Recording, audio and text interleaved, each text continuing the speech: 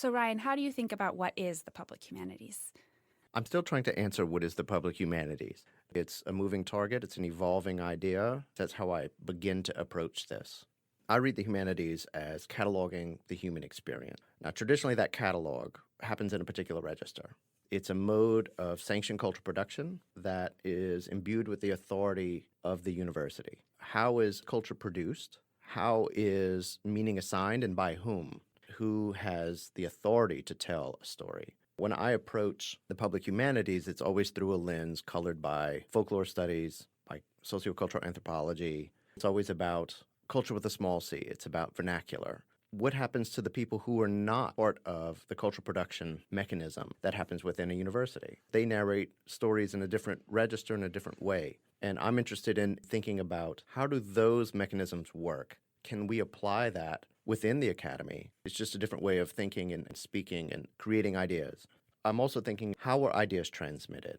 Traditionally, in the humanities, it happens through the written word. It's for an educated reading public. But there are many more publics, something more expansive, something broader. There's not one public, but many publics. Sometimes they are in concert. Sometimes they are in opposition. There are publics who don't speak to each other. In an increasing polarized context in the U.S., it becomes ever more important that we think about how do publics speak to one another, or how do they not speak to one another? How to mitigate the hierarchy in a space and a place like a university. It's learning to listen, but it's also learning to speak in different ways. It's about engaging a public or publics, but finding new ways to speak so that they hear you. What are some of the challenges in doing that? So one of the great challenges to me is around the question of authorship. If you are going to create some kind of knowledge, who owns the rights to that knowledge? It doesn't happen in a vacuum. It does not happen in an isolated space. It takes stimuli to generate ideas. But those ideas are rooted in some ways in a community and a public. Of course, it happens within the walls of the academy, but a lot of the stimuli also happen from beyond the university walls. I'm interested in the collaboration that happens that helps mold and shape ideas. In the class, we're always talking about, are there ways to fold in other voices? Are there ways to find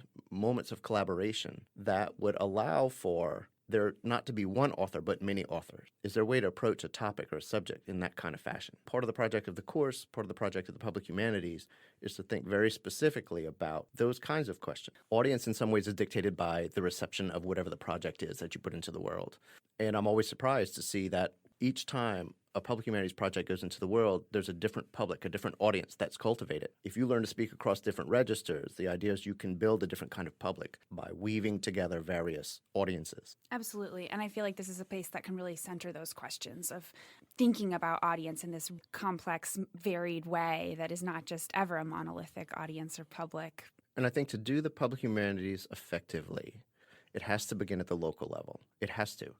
Because to build bridges to a broad public, there's so many publics that form the United States. This becomes a fascinating laboratory to do this kind of work. New Haven, it's an incredibly diverse place. It's a vibrant place, a place with a long sense of history, a place with new senses of history as new waves come through and they establish themselves here. Right. And I think the question of building bridges, right, is also a question of building relationships that then continue after the bridge has been built. One thing we were thinking about in our project, and I know is always a question in these projects, is how do you not just create sort of a pop-up to do this and then we're gone? I think that's a huge challenge in this work, and given the constraints of being on a college schedule. It's a challenge in part because some of this work is ephemeral. The written word has a kind of permanence, and part of the humanities is rooted in that permanence. In the library, on the shelf, in the archive. There's something exciting about the ephemeral. It's here now, but it's gone later. The experience and the memory of the experience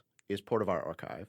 Are there ways to document this experience so that we do, in fact, create a kind of permanence or at least an archival presence by cataloging what the class does, what public humanities does? I don't want to discount the ephemeral. I don't want to discount the performance because there's something powerful about that.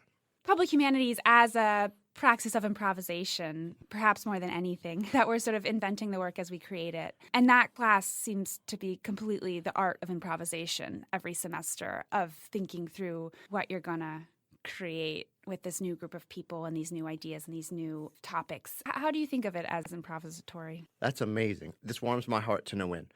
I tell students all day, improvisation is an art form. It's a life skill. learning to be flexible, learning to think on the fly, learning to react in ways that are positive. That to me is the great skill, the greatest skill that one can have doing the public humanities. You can never anticipate the public and their reaction. You can never anticipate your audience. People show up. How do you engage them when that happens? I've never articulated this out loud, but I think about improvisation, the course, the way that I move through place and space, the way that students, I think, ought to move through place and space as absolutely improvisational in that kind of way. My thought is this. If you come from a place like Louisiana, improvisation is part of the cultural DNA of the place. And I think about providing students with the chord charts. Say, here's where we're going to go. What you do in between is the creative piece.